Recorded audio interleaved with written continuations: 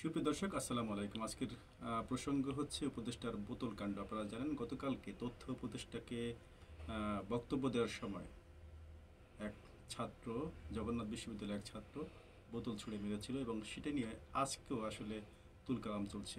বিশেষ করে সামাজিক মাধ্যমে এই বোতলের পক্ষে বিপক্ষে আমরা বিভিন্ন ধরনের পোস্ট দেখতে পাচ্ছি। তো যদি একটু বলে রাখি, সেটি হচ্ছে যে গত বুধবার রাতে যে আহ, জগন্নাথ বিশ্ববিদ্যালয়ের শিক্ষার্থীদের আন্দোলন প্রশমনে তথ্য উপদেষ্টা মাহফুজ আলম যখন এসেছিলেন, তখন তাকে ঘিরে কিন্তু দুয়োদনি দেওয়া হয়েছিল এবং তার বিরুদ্ধে স্লোগান দেওয়া হয়েছিল। তার দেখলাম কিছুক্ষণের মধ্যে একটা ছেলে পিছন থেকে একটা পানির বোতল তার মাথায় ছুঁড়ে মারে এবং এরপরের ঘটনা আপনারা বিভিন্নভাবে এর ব্যাখ্যা দাঁড় করানো হচ্ছে।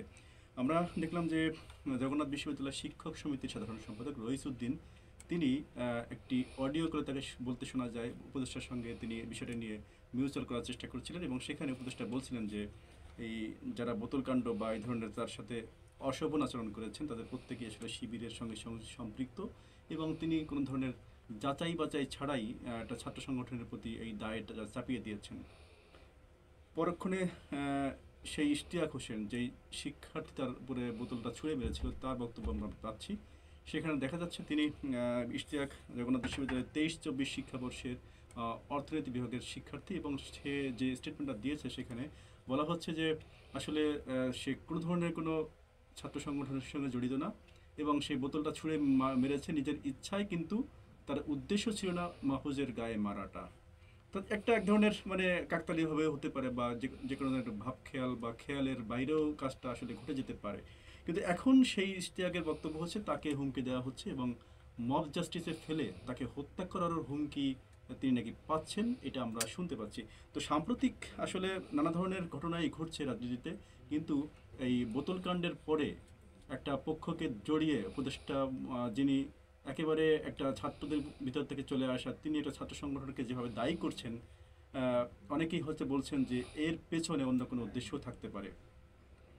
যেহেতু শিবির নিয়ে বেশ কিছুদিন ধরে কথাবার্তা হচ্ছিল, শাহবাগ থেকে শুরু করে এনসিপি থেকে শুরু করে সরকারের ভিতর থেকে নানা ধরনের, তারপরে হচ্ছে রাজনীতির মাঠে প্রতিপক্ষ পক্ষ তো আছেই, সেখানেও শিবির বা জামাতকে নিয়ে এক ধরনের প্রচার প্রপাগান্ডা চলছিল।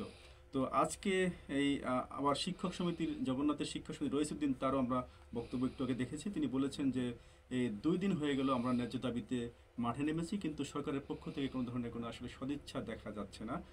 তার মানে হচ্ছে সরকার মাঠে এক ধরনের আন্দোলনকে জিয়ে রাখছে, আবার এই আন্দোলনের দায়ভার বা আন্দোলন থেকে কোনো ধরনের যদি ধরনের দুর্ঘটনা ঘটে থাকে অথবা কোনো ধরনের কোনো ইনসিডেন্ট ঘটবার উপক্রম হয়, সেটা অন্যকে চাপিয়ে দেওয়ার মতন আহ, বক্তব্য বয়ান, সেইগুলো কি সাধারণ কোনো রাজনৈতিক আসলে বক্তব্য কিনা, এটা একটি প্রশ্ন।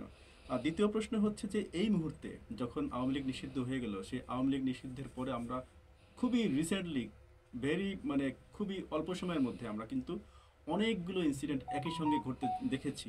সবগুলোর মধ্যেই কিন্তু একাধিক ঘটনার মোড় থাকতে পারে, একাধিক ঘটনার ক্লু থাকতে পারে। সব কিছু মিলে বাংলাদেশ যে এখন একটা ক্রুয়েশিয়াল সময় পার করছে, বিশেষ করে রাজনৈতিক দিক থেকে, সেটা বলাই যায়। এবং এই সমস্যার সমাধানে কী করা উচিত, কী করতে পারে নাগরিক, কী করতে পারে সরকার, বা কী করতে পারে সাধারণ শ্রেণী, সেই বিষয়টি এখন ভাবিয়ে তুলছে সবাইকে।